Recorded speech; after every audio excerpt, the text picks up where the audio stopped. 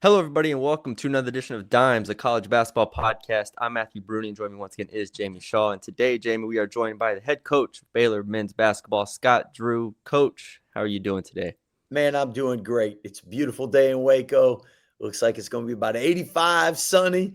I'm overlooking the river. I get the itch to fish, so it's a good day. Man, I've been listening to Jamie talk to me about how nice the Carolina weather is out there, and it's like fall out there and 70 degrees. I'm like, down here in the South, we're still in the mid to high 80s. So Yeah. Yeah, Jamie got a nice little, looks like a little suntan, windburn. Looks like he's been at the beach a little bit. Yeah. Little something. About to get into basketball season though. Well, Coach, obviously coming off of another year, make the second round of the NCAA tournament. I guess we could start there. What did you learn from last year? What were your takeaways from it? What can you use from it in terms of moving forward into this season? Yeah, great question. So I think first you mentioned tournament win. I'm always a glass is half full guy, so I look at it since 2019. Only us, Gonzaga, Houston have won a game in the tournament, and that's one. It's hard to get to the tournament. Yeah. Two, it's hard to consistently win in the tournament. So I look at that as a positive. The negative, I wish it was a further advancement. You wish you were playing in the Sweet 16, Elite Eight, Final Four, winning the Natty. Especially when you've done that once, you really that feels really good, and you're like, I'd like to do that again, But at the same time, I think last year we had probably our roster was a little thinner, and we had some injuries, and Jeremy Roach had 2 concussions. Never coached a player with 2 concussions. He did a great job fighting through that. Langston Love all year long battled to get back and be healthy. Jalen Celestine, same thing, had a high ankle sprain. Really did a good job getting his body back, and then had the high ankle sprain. Josh, we lose him for the year. So everyone you're going to lose for here and there a game or two, but longer injuries, season-ending injuries, month injuries, those things are harder to overcome, especially if you don't have necessarily the depth in the roster. So with this year, one thing we tried to do was have a little more depth. Have a little more length. I think our league got bigger, longer, as all basketball has tried to do. So with that, we did add some length and depth to our team this year, and hopefully that bodes well. Jamie, you can tell me more than I can right now analytically. So, Coach, kind of expanding on that question a little bit, with all the tournament success that you've mentioned, the wins that you've had, the national championship, the makeup of every single roster is different throughout college basketball and everything. How would you kind of describe, or how would you kind of compare this team that you have this year for 2025, 2026 to the past teams that you've had throughout your tenure? Yeah, good question. I think this team might have a little more size and length. Kind of reminds me of our team back in 2010. We had a lot of size, a lot of length. That year, we went to the Elite Eight, lost to Duke, but a lot of wings. And when I say wings, everybody's a point guard. But I do know. 6'5" to 6'9", a lot of versatility. And then last year you had VJ Edgecombe, 3rd pick in the draft. Somebody that extremely talented, really improved throughout the year. Somebody's going to have a great NBA career, a joy to coach.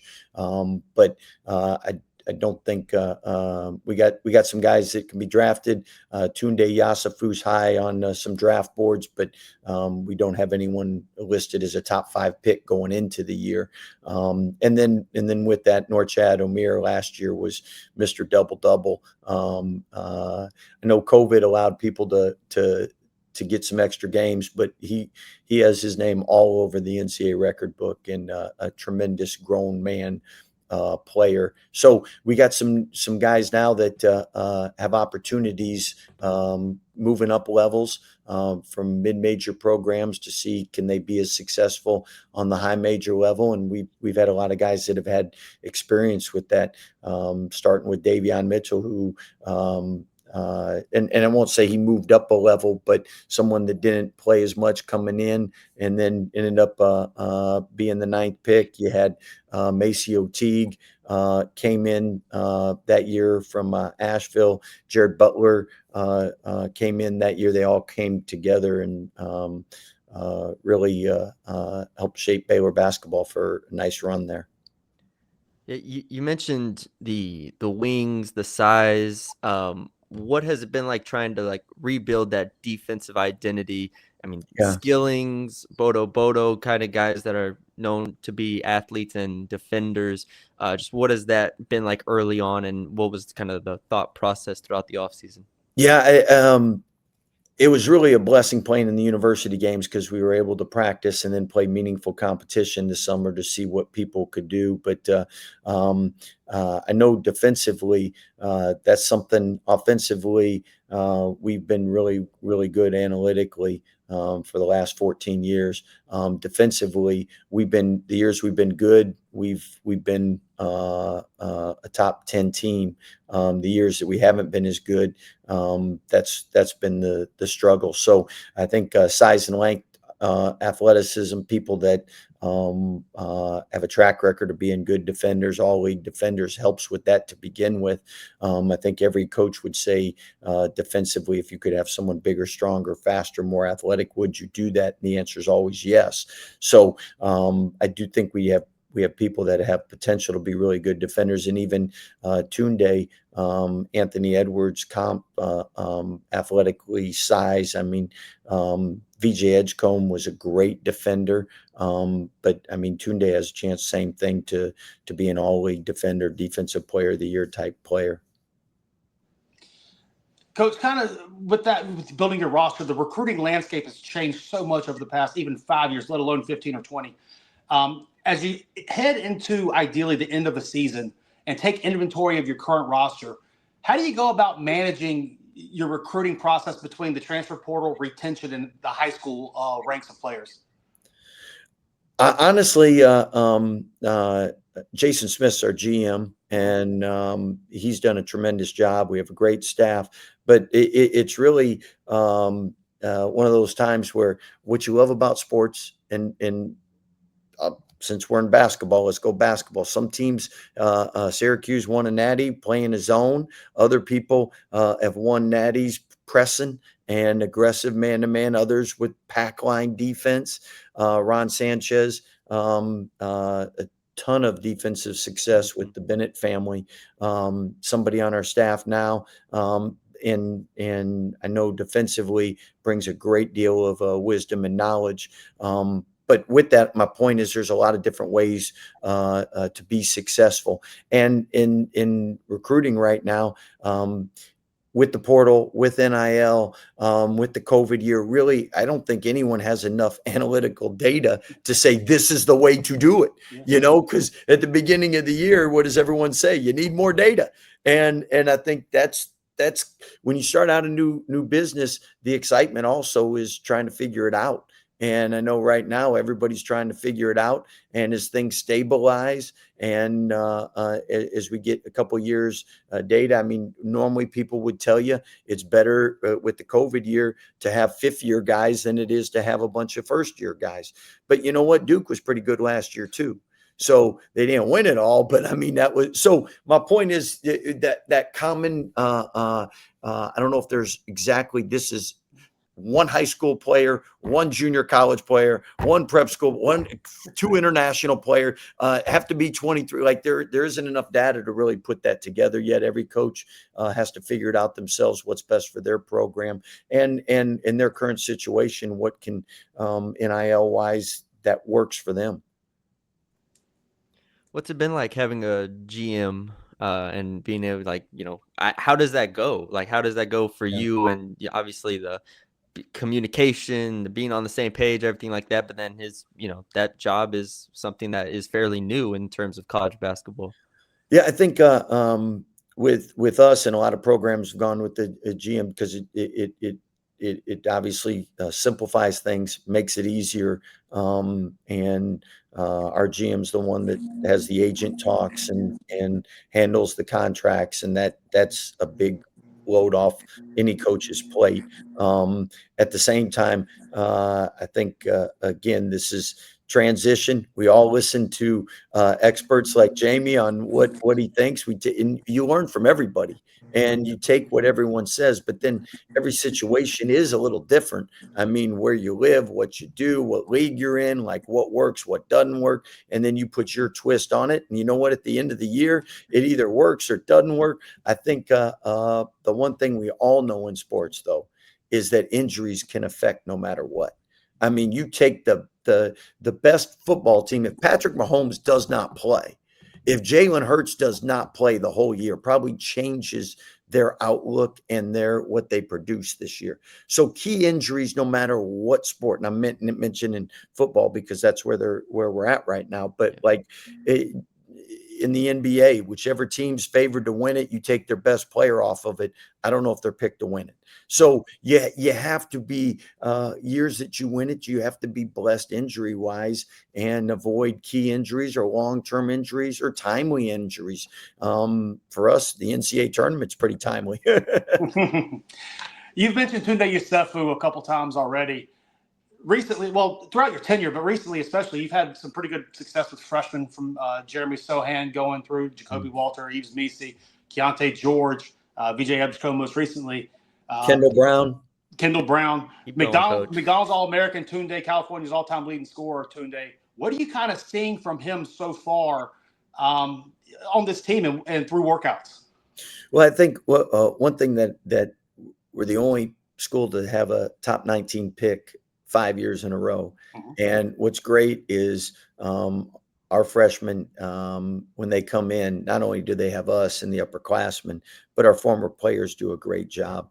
And Tunde having a chance to listen to the guys that were in that situation and giving him advice, giving him thoughts, helping him grow. And at the end of the day, coaches, we love to think that our players listen to us, but I tell you what, their peers and people their age or people that have just gone through what they go through, that really is meaningful. And so we're blessed to have guys that want to help our young guys out, and they do a great job with that. Tunde's a grown man. And he's got a winning mentality, a winning attitude. It's about the team. It's about the right things.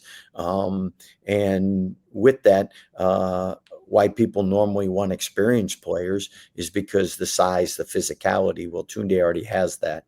And then the next thing would be knowing what it takes to win. And usually people come in and they think they can outscore people. And we all understand the importance that defense travels. And again, Tunde brings that mindset. So that puts him ahead of most people entering college. We did on our last podcast, we did potential breakout players, and there's a lot of players on your roster that, in terms of maybe names people don't know. I said Obi Agbim, a guy who averaged 17 a game at Wyoming last year, and just when you watch the tape, he really just jumps out at you. What have you seen from him so far, and what are expectations for him going into this year? And with the roster, like you said, there's several because couple from high majors that haven't really had a chance to play to what we think they're capable of or reach their ceiling, and then some guys that have done it on the mid-major level. And when I say mid-major, just non-power four. So at the end of the day, OB is someone at Wyoming put up tremendous numbers, and somebody that every defense focused on going into the game. And this year he was MVP over in the university game. So somebody offensively really capable of scoring, but I think he's improved his facilitating ability. He's improved his defensive physicality, and somebody that is older and knows he's been through a lot of wars. He's been at every level, from non-Division I to junior college. So he appreciates the grind, and he's been a joy to work with so far. And kind of, let's just say, you're in the recruiting process, you're trying to close a player. What's kind of your pitch to them? What is it about Baylor? What is it about this program that you've built that makes it so special as to why a player should choose Baylor? Well, normally players want to go to a winning program, and we've done that. I think we're the winningest Power Four program in the last 5 years. So, and we've been to the tournament, we've won in the tournament.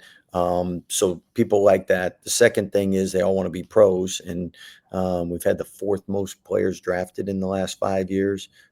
So we've had lottery picks. So that works. And then when you get into Baylor's the largest Baptist school in the nation. It's an R1 research school. I mean, we're talking academics. People don't. They come to Baylor because of the academics. That's a plus for a lot of parents. We're the largest Baptist school in the nation.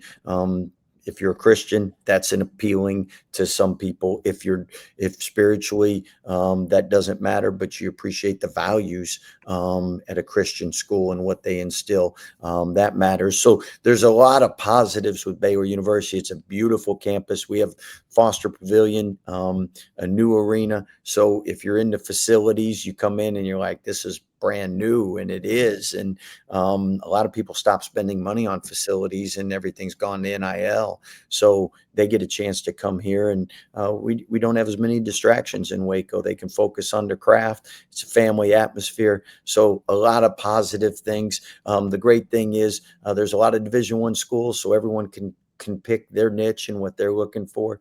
With us, we know what we're looking for, and people that embrace our culture of joy, Jesus, others, yourself. And if that's something they value, then this is a place for them.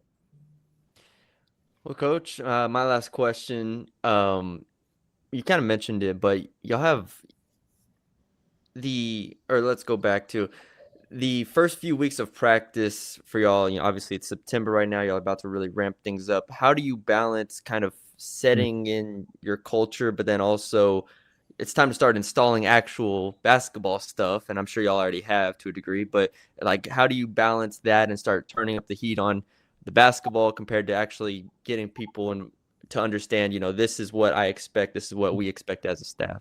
I think it's how you do it. I mean, just like with you guys in this podcast, do you show up 5 minutes late? Do you show up 5 minutes early? You're prepared? Do you know what you're talking? Like, culture is just what you do every day and how you do it. And I think with us, the great thing is iron sharpens iron. And if you got you got a great partner in Jamie, so you guys work well together. A lot of our guys are great guys, and they work. So what they do is those that are more followers, they follow that. So we've been successful here because of the work that people put in, the sacrifices they've made, and that's what we look for, is guys that want to get better. Everyone says they want to develop. Hey, there's no magic dust here. All right. Like, you just don't become a better athlete, better player. You got to put in the work. Yeah. Well, the Big 12 is not getting any easier. It's going to be another fun year in that conference. What are your thoughts on looking at that monster of a conference again? Well, it's great about the Big 12. It's not for the faint of heart. And at the end of the day, Jamie, you can tell me we've been the number one ranked league 8 out of 10 years, 7 out of 11, whatever it is. The Big 12 is a monster. So from a coaching standpoint, it stretches you to be better, because who you go against will embarrass you if you're not ready. And then from a player standpoint, I mean, you want to play against the best. You want to play against teams in the top 10, top 20. And at the end of the day, we always play a great non-conference schedule. But our conference schedule, when you can play 4, 5, 6 straight opponents and they're all ranked, that you don't have to motivate people. The atmospheres are tremendous. You just look at the guys that are in the NBA. I think Big 12 is a great league because it's not too slow. It's not too grindy. And at the same time, it doesn't play at a pace that people don't defend. I think you get the best of both worlds. Yeah. All right, Coach. That's all we had. Thanks for coming on. You look as sharp as ever. Excited for the season for y'all and excited to talk to you again. Appreciate you guys. Thanks for all you do for college basketball. Yes, Thank sir. you, Scott.